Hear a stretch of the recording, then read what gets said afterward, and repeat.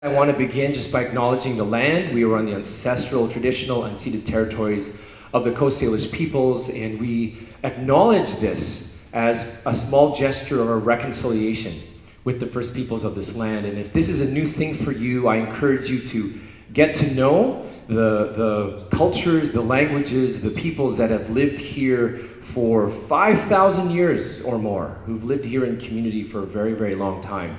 And we owe them a great debt of gratitude and for their generosity. I'm going to be using an online tool to get everyone to participate during this keynote. This will be a very unusual keynote. I want it to be a little bit more interactive. So I'm going to ask you to please pull out your phone, invite you to grab your phone, and I've set up a question page and a poll. The website's called slido.com, slido.com. If you want to just open that up, I know hopefully by now you've already connected to the Wi-Fi. And the event code in honor of our sponsor is RBC. Thank you, RBC, for sponsoring this. It's important for us to recognize our sponsors because without that corporate support, it's really difficult to be able to put some of these things together. So RBC. Is everyone able to get to that? Slido.com. And then the event code is RBC. Okay, and a little bit later, I'm going to give you a chance to use that. If you would like to ask me a question and you're worried about not catching me later, ask the question in Slido.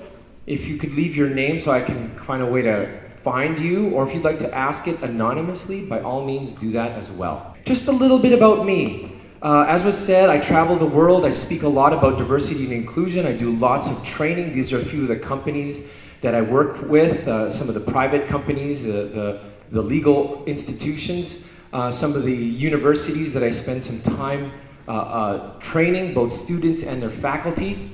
What I'm going to share with you is a presentation, an adaptation of a presentation I've been giving and developing for the MBA program at Sauder.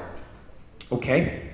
And so this is not just worthwhile for newcomers. These are the traits for success for the MBAs at our premier university in our province. Okay? Why is this important? Is because our business schools are ranked based on the amount of money their graduates will make.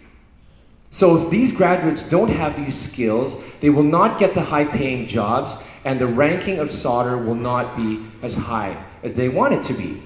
And so we've developed this presentation, and I thought I would share with you what they learn. Okay?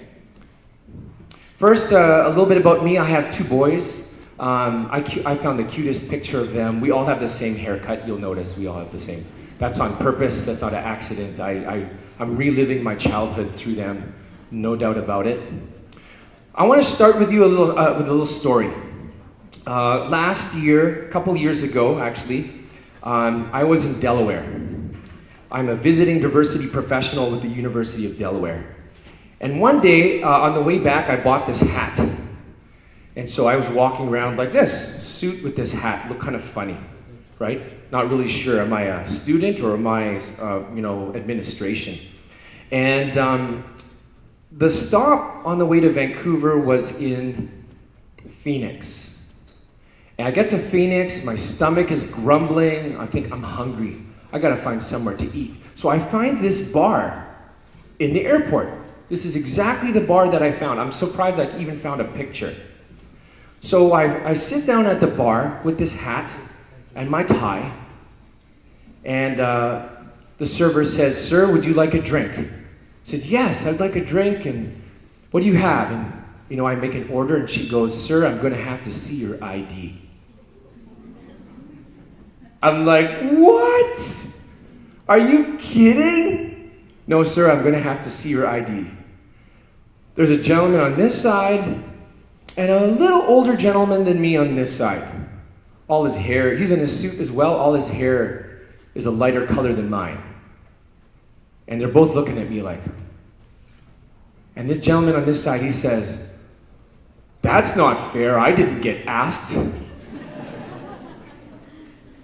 And I said to him, "I think it's the hat." I was kind of embarrassed a little bit, kind of joking. Anyway, I did give my ID, and she read it, and she's like, "What?" Yeah, I'm much older than I might look. I got really good genetics. Nothing I've done to do this. And I said, it must be the hat. And he goes, must be my tie. Maybe it's my tie, the reason why she didn't ask me. I go, yeah, maybe it's your tie. We joked around a little bit. My food came. I shared my fries with everyone at the bar, because I can't eat American-sized fries. It's just too much food. So I shared with everyone I could. And talking with the man beside me, I learned he's going to Vancouver. What are the chances he would be beside me? This man is going to Vancouver. We're on the same flight. What's the chances? And he's in such a good mood, so we're laughing and joking. I learned in talking with him, that gentleman was Craig Richmond, the CEO of Vancouver Airport Authority. He was coming back from a conference where he just learned that the YVR was going to be named the #1 airport in North America for the 8th year in a row. And it's all to his credit, right? Him and his team. He was in a very, very good mood, okay? And then, he walked with me. We walked to the gate together, and we're still talking, and then suddenly they call, business class, and he goes, oh, that's me. I'm like, yeah, you go. I don't fly that rich, right? So he goes first. And then as I'm getting on the plane, I still have my hat. It's really funny. I'm getting on the plane. I hear this gentleman yell out, Craig yells out, hey, you! How old are you? And I turned to him and I said, when I graduate from university, I'm going to find you as a joke, okay? I share this story because the Airport Authority is now one of my biggest clients. And this is the story that he shares at the training that I do with his management. This is a picture of the management training that I did last year with this team of male managers. We're working on creating a work environment that is more inclusive to women, and we've taken on a strategy to give training specifically for the men. So the men know how to create an environment that is inclusive for women. I got paid more that day than my month's salary at UBC. That's what that relationship was worth. That's kind of an accident, I feel really blessed, but a lot of this is something that I've been working on for a really long time. And so I'm going to share with you some of the things that I've learned along the way that enabled me to create that relationship with Craig that turned into this. And hopefully you'll be able to take some of that. Okay, so here's some of the things I'm doing with the fire hall. They've asked me to develop some training for the fire hall. We're committed to creating the country standard around gender inclusion for fire halls of airports across the country. And we're going to do it here in British Columbia. And so I said to them, I'm not going to train firefighters unless I get to pretend to be a firefighter, right? So they let me play firefighter for a day. It's quite exciting work. So the thing I want to share with you, the key to what I'm going to talk to you about today is this idea of intent versus impact. Intent is what you mean to say or do, and impact is what you actually do or say. Intent versus impact. What intent do you mean to have? What impact do you mean to have in the job interview, in your work performance, and so forth? To illustrate this, Olga has volunteered to help do something with me. So I'm going to ask Olga to come up. Okay? And she's going to do a little demo with me. Okay? You don't really need this, Olga. This is more just for dramatic. I need this, though. Whoops. Oh, maybe here, let me take those ones. Okay. Don't want to. So you'll have to. So here, that one's been fussing. Okay, so Olga.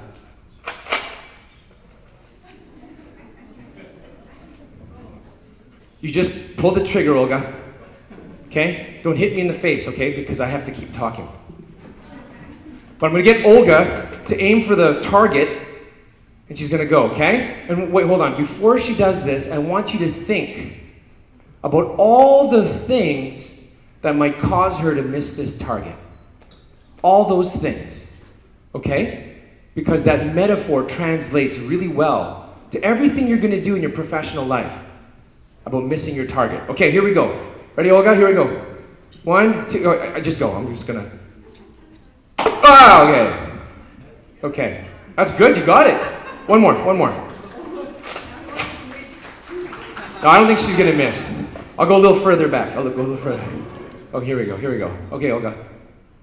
Okay. Well done. Can you give Olga a hand? Thank you. So what ran through your mind? What were you thinking? What were some of the things on your mind? Right. Nervousness? Right? Maybe nervousness, being watched by a whole audience of people. Right? Absolutely, that's going to play out. The distance, right? I tried to make it a little bit harder for her. Maybe Olga's never held that toy before. Absolutely, you're going to be asked to do things you've never done before. And you're going to be even more nervous because the whole office is going to feel like their whole office is watching you. And there's this fear of failure, but at the same time, it's kind of exciting because if you succeed, the whole office will celebrate you. All of these things. So think of that as a very important metaphor. Intent versus impact. So basically what happens is people come to Canada, they move to BC, they have this really exciting intention to raise the prosperity of their family, and something causes them to not quite hit that target. And so we're going to examine a little bit about some of those things. One of those things that causes us to not hit the target is what I call vital or soft skills. For a very long time, for as long as I've worked in the immigrant settlement space, we've been hearing employers talk about the soft skills gap. But I haven't seen a lot of information around what do they mean by soft skills. Well, tied to that are 4 key things. Intentionality. You're not going to hit a target by accident. You have to aim at the target, which requires a little bit of design thinking. Secondly, you're going to need a laser-sharp brand. I had a mentor say to me in my early 20s, Alden, I can't tell what you're doing. Are you this? Are you that? Are you this? Are you all those 3? I can help you in any one of those 3, but I can't do all 4. What is your brand? What opportunity can I open for you? So the sharper your brand, the more likely opportunities and doors will open for you. Third, emotional intelligence. You need to be able to read your own emotions, understand how you feel, understand how people feel, and know that the reality is people forget 95% of what you say. They will never remember what you say. What they'll remember is how you made them feel. Right? The job interview, they're taking notes, but you know what they'll remember is how you made them feel. I do all this training to train employers to not use their feeling when they hire someone. Because why? Because that's how we hire people, our feelings. Until that changes, you need to use that to your advantage. So that's really important. And then thirdly, or fourth, having a success mindset. Right? Having the mindset that I'm set up, I'm biased to succeed, as opposed to I'm biased to fail. And that'll really help you. It'll help anyone, actually. So why does this matter? Well, imagine that blue line on both sides here as being the horizon of opportunity. You're that at the blue dot. And what we're looking for is the intersection of preparedness and opportunity. When preparedness and opportunity come together, that's where we see success. With all the jobs coming on the horizon over the next 10 years in our province, you need to be prepared to capture those opportunities. If you're prepared and there's no opportunity, there's no success. If the opportunities are there, but you're not prepared, there's still no success. What happened at that airport in Phoenix was I was prepared and the universe gave me this opportunity. It turned into big success. Very happy about it. So the reality, though, is we don't want to wait that far down the horizon for opportunities to come. There's opportunities now. There's opportunities around the corner.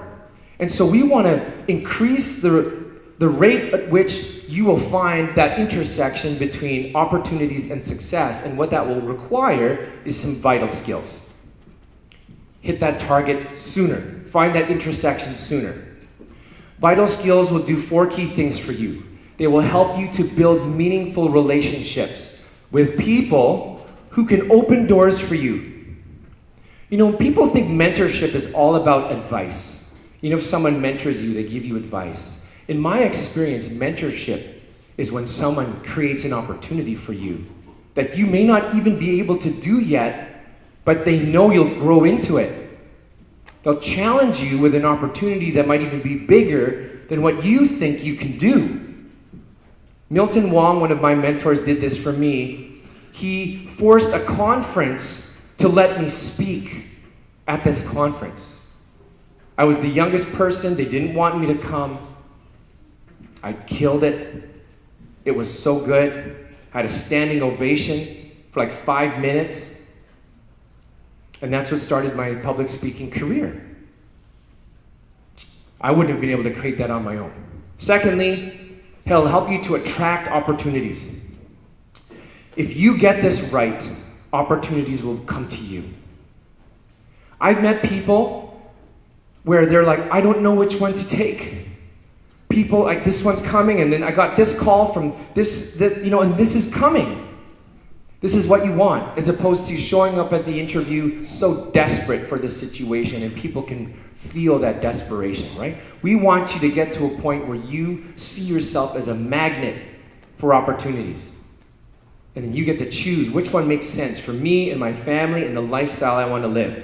Third, we want you to put out the signal that you are leadership material, that you are success material, that I don't know you, I've just met you, but I can feel from being around you and talking to you that you are a leader that I want to bring into my company. How do we get that? How do we turn on that signal? And then last, manage your personal and professional brand. So key. Every business student in every business school around the world, MBA, MMA, BBA, they're all trying to figure this out. Right? So I know you have a breakout specifically on this. If this is new for you, you should know you have a brand. If you're not controlling that brand, it's out of control. But you have a brand. It shows up when you submit your resume. Your brand is right there. It's already on Facebook. It's already on LinkedIn. So if you're not controlling it, it's out of control. Vital skills. Sometimes they're referred to as professional skills or soft skills or intercultural skills. The most important thing I want you to understand is that vital skills or soft skills are not a Western thing. All cultures have soft skills. When I work in Hong Kong, I have to use the soft skills of working in Hong Kong. When I go anywhere else in the world, I was just in Ecuador, I have to figure out what the soft skills are for Ecuador and use those soft skills to build connections with people, which will require kissing everybody on the cheek. Everybody. Men and women. Right? It's just part of the way they do business. And we have a specific set of soft skills for success in Canada, in British Columbia, and if you don't know what they are, you'll struggle with trying to figure them out. So I'm going to help to kind of illuminate them. So there's a difference between technical skill and soft skill. What are examples of technical skill? Here are some examples. Financial literacy, strategic planning, distribution mapping. I met the person in charge of distribution for Best Buy earlier this week. That's a technical skill.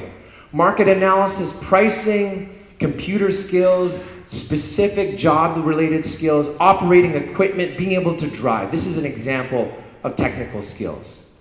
Here are examples of soft skills or vital skills. Okay?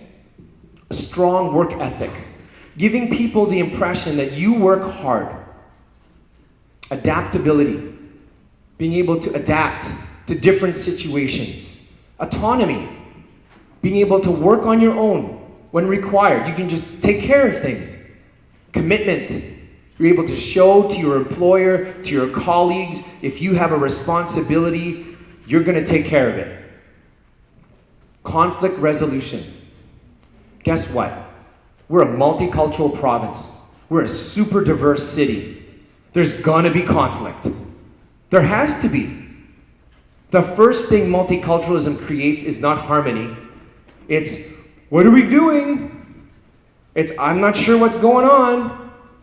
And we're going to have to work through that. In fact, BC is very good at working through that, and that's why our province is as innovative as it is. But you will need to have the ability to resolve and work through conflict. Observation.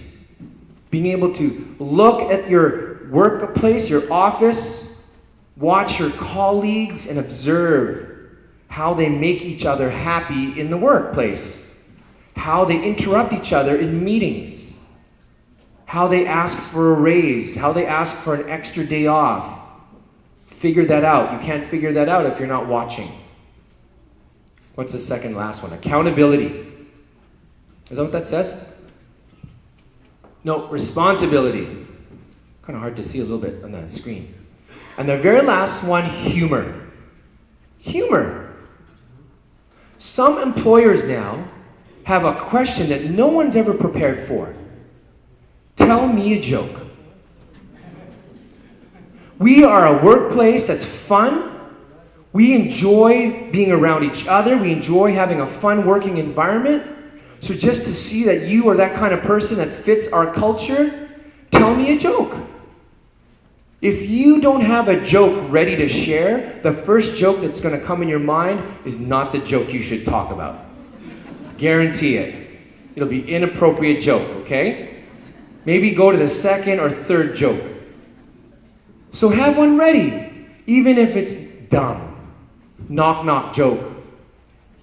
Doesn't matter, but it just shows I have a sense of humor. Who here would love to work with someone who has a sense of humor? All of you, see?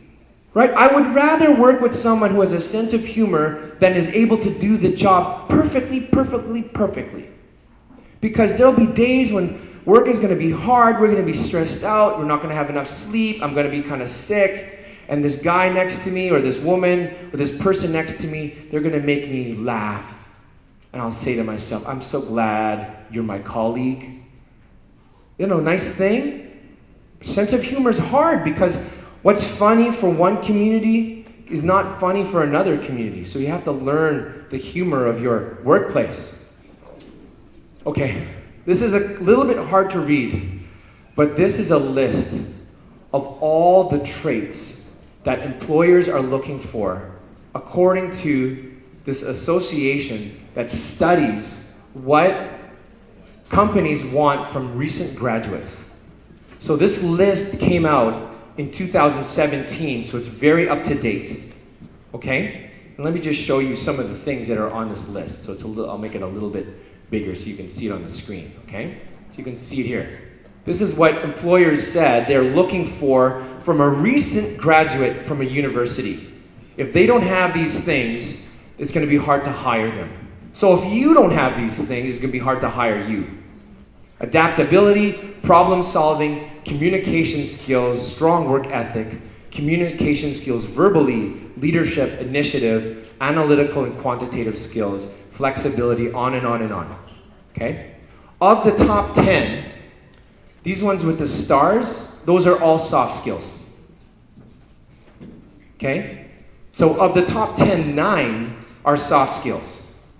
There's another study that was done for MBAs that looked at the top 10 things that people are looking for from MBAs. And this is from 2015. 7 out of 10 are soft skills. So basically, what employers are telling MBAs is like, go to MBA school and come back with soft skills. Okay? Otherwise, we can't use you. We have a lot of technical skill. What we don't have are people with soft skills. Okay? And so here's that list. This is very easy to find on Google if you want to look this up yourself. 7 out of 10 are soft skills. Okay. Soft skills can be broken down into 3 areas of skills. One is interaction. Everyone thinks soft skills is just about interacting with people. Actually, it's not. It's more than that. It also includes professionalism and work ethic, how people perceive you, and also your ability to critically think and to problem solve. Hopefully, your education has equipped you to be able to do this. If not, this is something you will need to develop. All the jobs of today and tomorrow will be focused on problem solving and critical thinking. Because everything else that doesn't involve critical thinking and problem solving is going to be replaced by robots. That's what people are saying, right? I don't know if that's actually going to happen, but that's what the experts are saying. Where you're tested on your soft skills is in the job interview. So one of the things I really encourage you to do is get practice, get your training around successful job interviews. This is research that's easily found on the internet. The 10 most common reasons people fail a job interview. Look at number 1. Over-explaining why you lost your last job. Do you know what newcomers talk about? Why did you lose your last job? What do you think? You immigrated. You immigrated. And you know what happens in the job interview? They talk about immigrating. And look at number 2. Conveying that you're not over losing your last job. Guess what they talk about? How hard it was to immigrate to Canada. And number 3, lacking humor. Number 3 is not having a sense of humor. I'm not even joking. You show up with a joke. So at the end, when they say to you, do you have a question? No, I don't have any questions, but I have a joke. Because they will remember how you made them feel. Okay? I know this sounds kind of like unreal, but this is for real. Okay? So here's what the research shows around creating a first impression in a job interview. 55% has to do with your appearance, your presence, how you walk through the door. 38% has to do with the quality of your voice, your grammar, your confidence. 7% has to do with the words you choose to say. 7. Guess what newcomers all focus on? The 7. Guess what Canadians are focused on? The 38, the 55. They're all freaked out. What suit am I going to wear? You think the practicing job interview with someone is about learning the answers? It's about learning to sit in front of someone and give them the impression that I am leadership material. And I'm going to tell you a joke. One of the reasons people fail job interviews, number 1, failure to make eye contact. What a terrible way to fail a job interview. You passed all these filters. You're there. All you have to do is look them in the eye. If this is new for you, I had to learn this. I grew up in a Filipino immigrant family. We don't really look each other in the eye when we talk. So I was taught to look people in the forehead. Don't go around looking people in the eye. Okay? That's going to freak people out. Hi. Hi. And we're like, whoa. Okay? Number 3, people don't smile. You're going to have to learn to smile appropriately. Don't walk into your job interview like, I'm so excited to be here. Everyone's going to be scared of you. Right? You need to learn to smile appropriately. Who here is taking a class right now of some kind? Okay? About a number of you. One of the things I train students at UBC to do is make sure the person that's teaching you, that's mentoring you, enjoys it. If they enjoy teaching you or mentoring you or interviewing you, what happens to the quality of that work? Up or down? Up. What happens if they don't enjoy interviewing you? What happens to the quality of the interview? Down. It's you. It's your responsibility. They'll come with the questions, they'll come prepared, but you have to make sure they enjoy teaching you, mentoring you, or interviewing you. So here's some things you need to know how to do. Eye contact, smile, occasional nodding. Nod tells you, I get it, I'm following you. Not too much, right? You'll lose them. Like, what's wrong? Your head just keeps shaking. Your head just keeps shaking. No. Appropriately ask questions. Know how to interrupt them. As newcomers, you will need to learn to use this phrase. Excuse me, I don't mean to interrupt. Why don't you try it? Excuse me, I don't mean to interrupt. You want to sound really Canadian? Say, I'm sorry, I don't mean to interrupt. Okay? Writing notes, following instructions. I tell young graduates, when you meet with a mentor, write notes. Give them the impression you're taking notes, even if you're not. I'll tell you right now, the ones I want to talk to after this are the ones that are taking notes because they care enough to remember what I'm saying. It's not personal, it's just, that's how I see it. So if you're writing a love letter to your partner, you're writing a shopping list for what you got to do at Superstore letter, I don't care. Just give me the impression you're taking notes. And I'll think that you really care about what I'm saying. So guess what? I'm going to give you better advice. Some things to keep in mind. Last thing I want to share is having a good handshake. So Canadians need to work on this too. Any opportunity you have, shake the hands of people who are successful because they will have a successful handshake. I've done handshaking coaching for thousands and thousands and thousands of people. And when I worked at UBC, I volunteered to be the one at the Welcome Back barbecue. 5,000 staff. I said, I want to shake every staff person's hand. And they're like, why? I want to practice. Who else shakes everyone's hand? The president, the CEO. I want to practice. That's how you get good, right? And Canadians need to learn to have a good handshake too. Okay, so what is interaction? It includes networking, communication, teamwork, collaboration, demonstrating empathy, relationship skills, and a sense of humor. Professionalism includes integrity, being optimistic, commitment, enthusiasm, motivation, being able to rely on yourself, being able to adapt, being able to manage responsibility, critical thinking, your ability to use data, manage time, and manage a process. So all those three things combined make up soft skills. A lot more than what people think, right? Everyone thinks it's just being able to talk. I don't have time to talk about all these key soft skills. I have a map of 9. MOSAIC will send this to you all as a PDF. But the one I want to share with you is presentation skills. Oh, that's really hard to see. There are 4 key skills to be giving a presentation. Choosing a topic, researching on a topic, preparing on a topic, and delivering on a topic. I once heard an expert say you can tell how important a skill is by how young children learn that skill. How young do you think Canadian children are taught to do those 4 things? 3?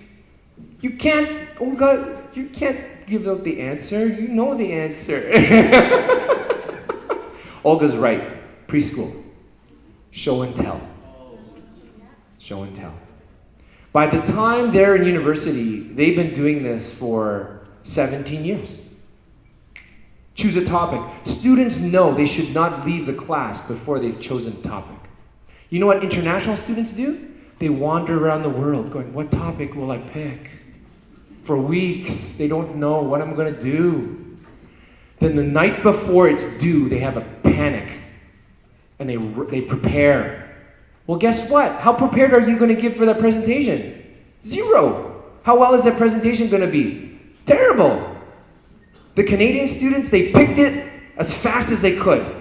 Why? I'll need more time to research. I'll need more time to prepare. That way it'll be good. Even if the topic wasn't that great. It'll be better than everyone else's. Smart. Right? So this is really key. Small talk. Small talk is really essential. I don't have time, I wish I had more time to give you a workshop on small talk, but I do lots of workshops on small talk. The art of small talk is asking questions. If you do small talk with a Canadian, it might feel like they're asking you a lot of questions. Everything. What you like to eat, what you did, do you ride a bike, do you like to snowboard? You're like, well, oh my gosh, why do you want to know everything about me? They're waiting for you to ask a question back. And then your job is to never let them ask a question back to you, because you just keep asking them. Canadians love to talk about themselves. And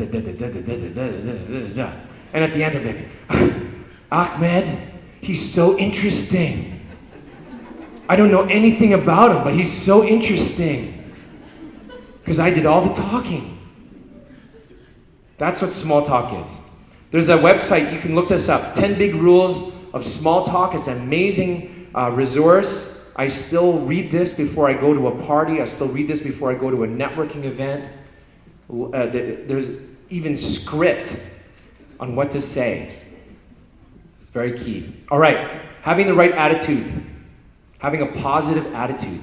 This is important because what we know is that people with a positive attitude, they outperform people with a negative attitude.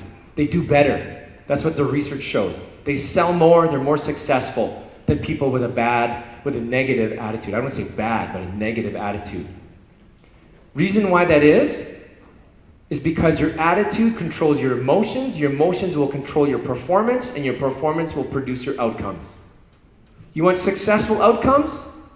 Have successful behaviors. You want successful behaviors? Feel good about what you're doing. How do you change your feelings? Control your attitude. It's all about emotional intelligence. That breakout session is so key today. And then self-awareness. Everything about emotional intelligence, everything about cultural differences, about self-awareness. The thing you need to be most aware of is who adapts to whom. Who do you think will adapt to whom? So there was research done in 2007, and it found that the answer to this question is different by country. Canadians, when they were asked if you could split the responsibility of adapting at work between Canadians and newcomers, what would the split be? And Canadian employers said 80-20. 80% on you, 20% on the Canadians at that workplace. Just let that sink in. That's not right or wrong, that's just what the research shows. Okay? And we're just going to put it on the table. They asked American employers. They said 80-20. How about 90-10? 90-10, that's better. I think they're being more honest. I think 80-20 is a polite Canadian way to say 90-10. We want to say 90-10, but we don't want, it's not multicultural enough, so we'll say 80-20. I have asked hundreds of internationally trained professionals, thousands of international students. What do you think they say? What do you think is on their mind when I ask them this question? 50-50. 50-50. I go, really? Yeah. I'm so excited to be in Canada. I think my professor will adapt to me 50%. All the Canadian students will adapt to me 50%. I'll adapt to them 50%. I go, really? Yeah. Why? I don't know. It sounds fair. Okay. So how about 80-20? That's a little unfair. Well, how about if I go back to your country to work or to go to school? What would be the expectation for me? And then it goes quiet. And there's some giggles because you know the answer. 100-0. 100-0. We don't like using 100, so Canada will say 99-0. 99-1. I'm most familiar with Hong Kong. I do some work in Hong Kong. That 1%, they'll just tolerate me for a little bit. They'll expect me to learn Cantonese, learn the business ways of Cantonese fast, or I'm going to be incompetent to them. Some English language programs, they've told me they create an environment of 60-40. That's why it's a little bit different. But here's the problem. To actually do the whole 80%, that takes 10 years. The research shows that takes 10 years. Okay, so you max out somewhere. Canadians, they say 20. They're more generous than they actually are. They think they're more generous than they actually are. They max out too. Now you have a gap. That's the intercultural gap. In every workplace with newcomers, there's an intercultural gap. So how do we close that gap? English language training, Canadian work experience, recertification, soft skills, building your network of people, your social capital. Right? So this brings me to the work of places like MOSAIC. Our goal is to train you to give that signal. I am leadership material. And we want to train Canadians to receive that signal, to see it in you, even if you don't quite have it perfectly right. We know it's there. So they're going to learn to read it better. And we're going to close this gap on the employer side and on the employee side. Okay? And in order to close that gap, you need those 4 things. To be able to build relationships, attract opportunities, give that signal that you're leadership material, and build your brand. Manage your brand. I just want to close with a quick story of my dad. My dad came to Canada in 1976. 75, you can see from his photo. He wore a suit on the plane. Could you imagine a 16-hour flight with a suit? But that's what they used to do then. He was in his mid-20s. He was a partner in the architecture firm that he was working at in the Philippines. But he got a letter from Canada and Australia saying, come. He picked Canada. I'm very proud of the life my dad gave me.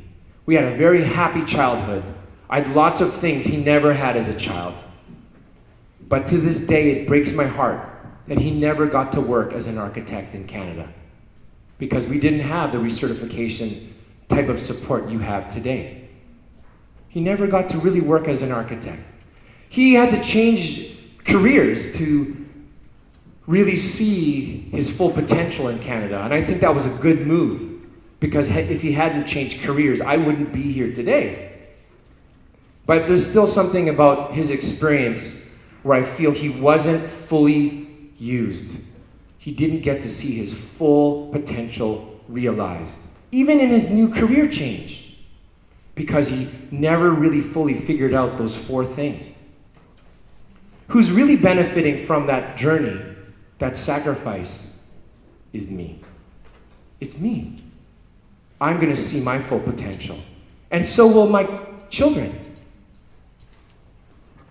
So to honor my dad, I'm going to ask you to take what I've learned, what I've shared with you, what I've learned, what I've shared with you, and go do it. You go experience your full potential. Honor that sacrifice.